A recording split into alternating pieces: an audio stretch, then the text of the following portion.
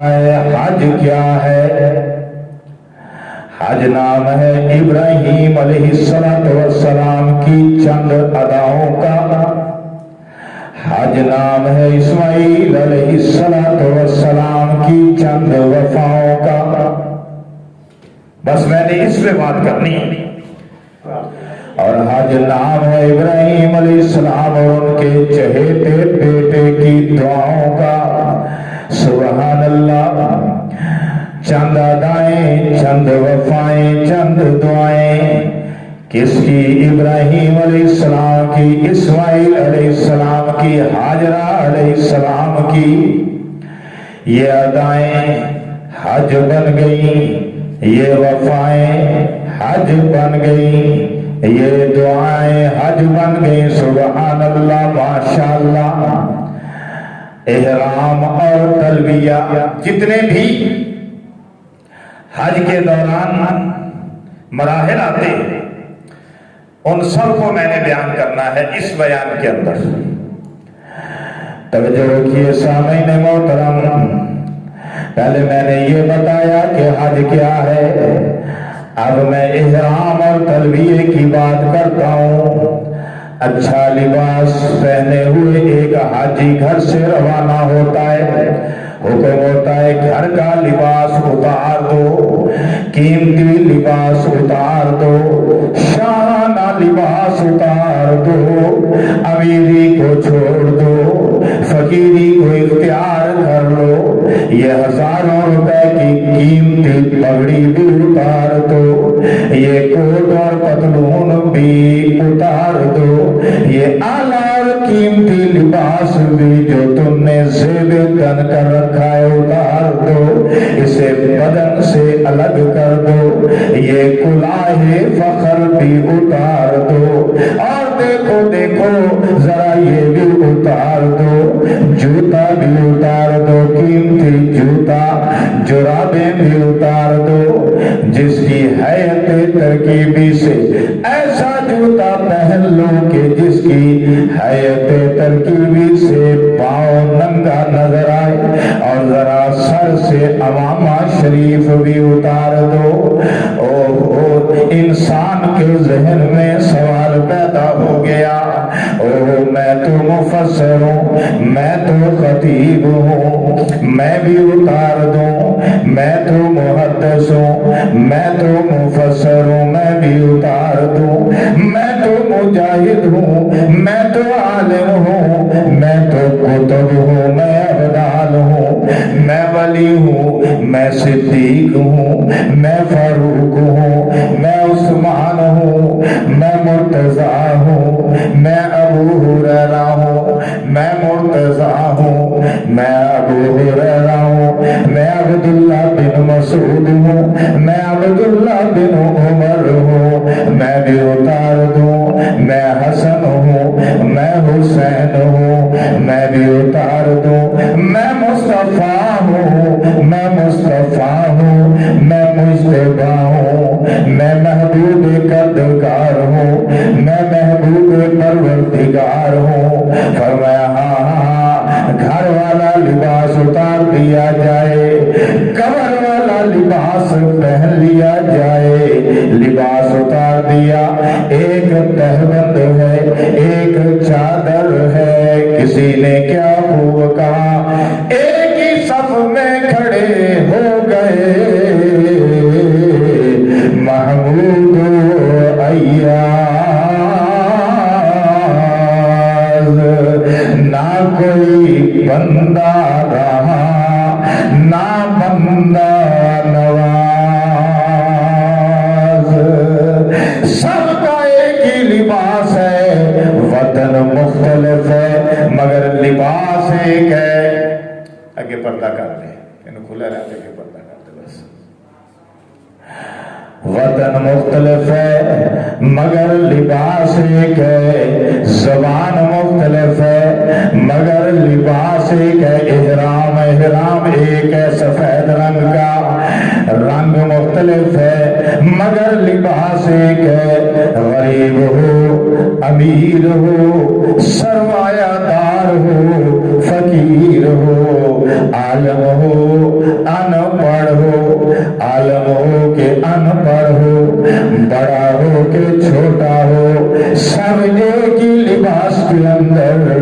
कफन जैसा लिबास, वही कफन वाली चादरें, वही कफन वाली चादरें शुरू में सांस पैदा कर दिया कि मेरे बंदे अकड़ना नहीं, अकड़ना नहीं। तेरी अकड़ किस बात की, तू अकड़ता किस लिए है? तेरा अंजामे कार आखिर यही लिबास है। कफन की तो चादरें यहाँ पहन कर आना है, जिसको इहराम का नाम दिया गया है। इस लिबास को पहनकर इम्तिहान के लिए जाओगे, इस लिबास को पहनकर कब्र पर पर्चा हल करोगे, इसी लिबास के साथ कब्र में पर्चा हल करोगे। अब भी तुम्हें एतमाद है कि सेम औज़र तुम्हारा साथ देगा? नाना, बताइए कहाँ है तुम्हारा सरमाया दाराना लिबास? कहाँ है वो कर्रफल? कहाँ है वो नौकर चाकर गुलाम? कहाँ है वो तुम्हारी शाहाना ठाठ बाट? ये सब कुछ इसलिए तुम्हें कराया गया, ये मश्क इसलिए कराई गई, ये प्रैक्टिस इसलिए कराई गई, ये एक्सरसाइज इसलिए कराई गई ताकि तुम दुनिया की बेसवादी पर यकीन कर लो। तुम्हें पता चल जाए कि दुनिया दुनिया कुछ भी नहीं, अल्लाह के सामने मक्खी का पर है, मक्खी का पर है, मच्छर का पर है, मकड़ी का जाला है। और दरवेश खुदा परस्त बन जाओ, फकीर अलस्त हो जाओ, रब वाले बन जाओ, रब वाले रब्बानी।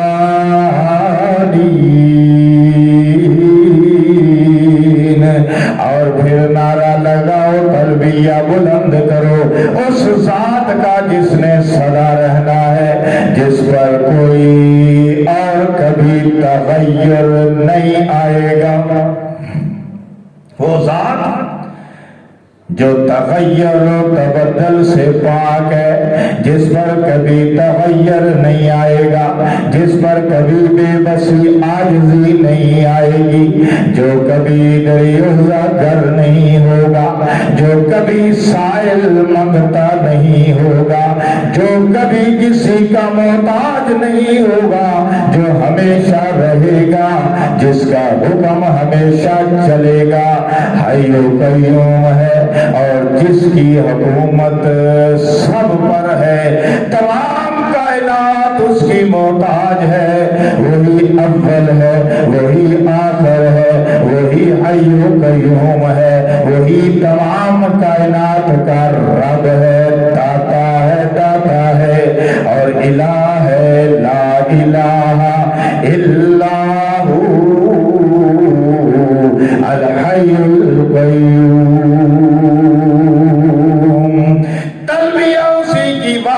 डंका बजा रहा है, रहे नाम अल्लाह का, सबकी जुबान पर एक ही तराना है, सबके दिल के अंदर एक ही जात की वहदत और रबूबियत का नक्श जम गया है और सब एक ही तराना के कैफ और मस्ती और सुरूर के अंदर मस्त अलस्त होकर बस एक ही नारा बुलंद कर रहे हैं, लब्बैक अल्लाहुम्मा लब्बैक ला शरीक लक लब्बैक इन्नल हम्दा वन निअमता लक वल मुल्क ला शरीक लक। हाजिर हूँ अल्लाह, मैं हाजिर हूँ, हाजिर होने वाला सदा लगाता है कि मैं हाजिर हूँ, लब्बैक मैं हाजिर हूँ, मगर हाजिर होने वाले को क्या मालूम कि तेरी हाजिरी कैसे कबूल होगी। उसे क्या मालूम कि उसकी हाजिरी कैसे कबूल होगी। आवाज आती है हाजिर होने वाले, और हाजिर होने वाले तेरी हाजिरी मुझे मालूम है, तू ये तो बता कि तेरा मेरे मुतल्लक अकीदा क्या है। तेरी हाजिरी तब कबूल होगी, तू पहले ये बता کہ تیرا عقیدہ کیا، پہلے عقیدے کی صفائی کر، پھر اگلی منزل پر روانہ ہو، کیونکہ حج کی برکات اسی کو حاصل ہوں گی جس کا عقیدہ میری مرضی کے مطابق ہوگا، جس کا عقیدہ دوسرے الفاظ میں کہو تو قرآن اور حدیث کے مطابق ہوگا۔ چنانچہ حاجی کی آواز بلند ہوتی ہے، حاجی جناب پکار کر کہتا ہے لبیک لا شریک لک لبیک، اللہ میں حاضر ہوں، تیرا کوئی شریک نہیں، میں حاضر۔ یعنی پہلے عقیدے کی صفائی کی، پہلے عقیدہ بتایا، اے اللہ میں حاضر، لا شریک لک، تیرا کوئی شریک نہیں، لبیک میں حاضر۔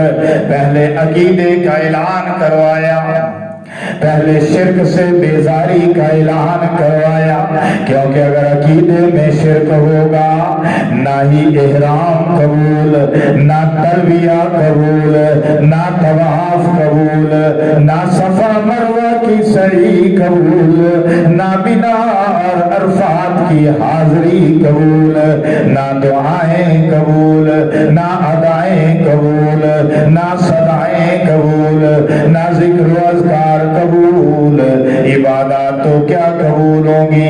عقیدہ صحیح ہے تو عبادات بھی قبول ہوگی۔ شرک اس قدر بڑا جرم ہے، اتنا بڑا جرم عظیم ہے کہ سب سے پہلے اس سے برات کا اللہ نے اظہار کرایا۔ چنانچہ حاجی نے جب پکار کر کہا لبیک لا شریک لک، اے اللہ میں حاضر ہوں، تیرا کوئی شریک نہیں، لبیک لبیک، اللہ میں حاضر ہوں، توحید کا ڈنکا بجایا، شرک کو عالم سے بھگایا، سبحان اللہ سبحان اللہ۔ اس لیے لبیک اللہم لبیک لا شریک لک لبیک، ان الحمد والنعمت لک والملک لا شریک لک۔ ان کلمات حقہ کو حاجی کا عالمی ترانہ اللہ نے بنا دیا۔ جو کوئی بھی ہے، جو بھی زبان بولنے والا ہے، مختلف عادات، مختلف رنگ، کسی کو کوئی فکر نہیں، کسی کی کوئی فکر نہیں، سب کی زبان پر ایک ہی نعرہ ہے، اللہم لبیک لبیک اللہم لبیک۔ اللہ پاک نے جب شرک کی جناب علی صفائی کروا دی، وَمَا مِنَ الْمُشْرِكِينَ، گویا کہ اس بات کا اقرار کرا دیا کہ میں شرک کرنے والوں میں نہیں ہوں۔ یہ عالمی ترانہ کہتے ہوئے حاجی پھر آگے بڑھتا ہے، حاجیوں یہ تو بتاؤ یہ ترانہ کیا ہے، یہ سب کی زبان پر کیوں جاری ہو گیا؟ ذرا رک کر یہ سوال بھی حل کر دے۔ حاجی آواز دیتا ہے یہ ترانہ اور ہے جب حضرت اسماعیل علیہ السلام کو حضرت ابراہیم علیہ السلام نے قربانی کے لیے آواز دی تو آپ لبیک کہتے ہوئے حاضر ہو گئے تھے۔ اللہ کو اپنے پیغمبر کی یہ ادا اس قدر پسند آئی کہ تمام کائنات کے حاجیوں کو حکم دیا گیا، ہر ملک سے آنے والا حاجی لبیک اللہم لبیک کا ترانہ گاتے ہوئے حضرت اسماعیل علیہ السلام کی طرح اپنے رب کے حضور حاضر ہو جائے۔